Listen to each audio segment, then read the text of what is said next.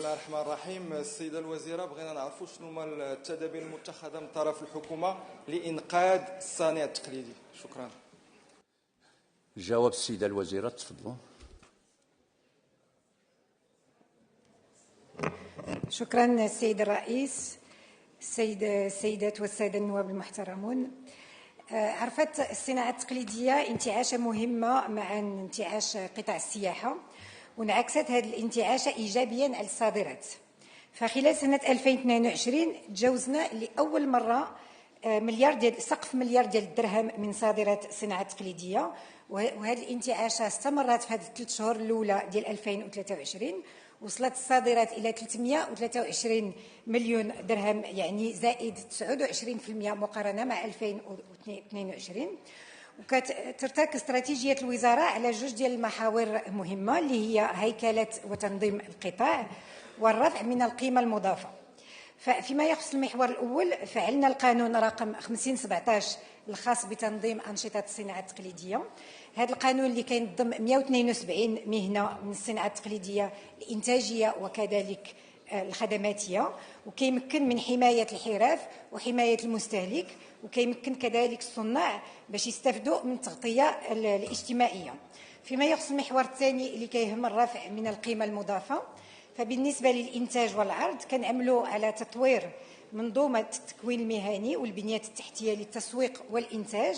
فعندنا حاليا 64 بنية تحتية في طور الإنجاز، وكنشتغلوا كذلك عبر دار الصانع على مشاريع للرفع من الصادرات عبر المشاركة في المعارض الدولية المرموقة وخلق مراكز الجودة وحاضنات المقاولات. شكرا سيدة الوزيرة.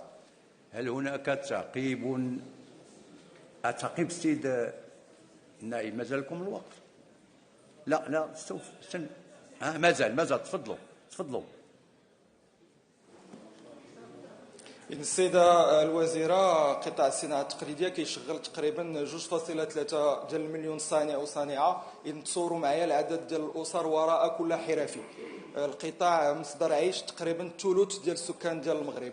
إذن فعلا الحكومة قامت بواحد المجهود، خصوصا فيما يتعلق بالمرسوم الجديد ديال الصفقات العمومية، واللي توج واحد المبدأ اللي هو الأفضلية أو الأولوية الوطنية، واللي حزب الاستقلال تقدم به في البرنامج الانتخابي ديال هاد المسألة هذه. كتلزم أي مشروع معماري عمومي أنه يدير الصناعة التقليدية.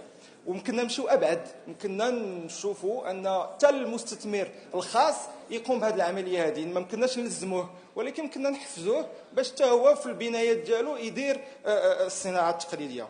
اذا بطبيعه الحال غادي نهضر على مدينه فاس اللي هي العاصمه ديال الصناعه التقليديه، واللي فيها عباقره وفنانه ديال الصناعه التقليديه، ولكن تعيشوا ازمه خانقه. الغلاء ديال المواد الاوليه، الضعف ديال وسائل الانتاج، النسيج التقليدي اللي ما تيقدرش يواجه المنافسه الدوليه، وتا ايضا تسجيل فلامو. خصكم تسرعوا شويه في الوتيره، والرقمنه والتسويق الالكتروني هذا تحدي كبير خص الحكومه دير مجهود فيه. شكرا.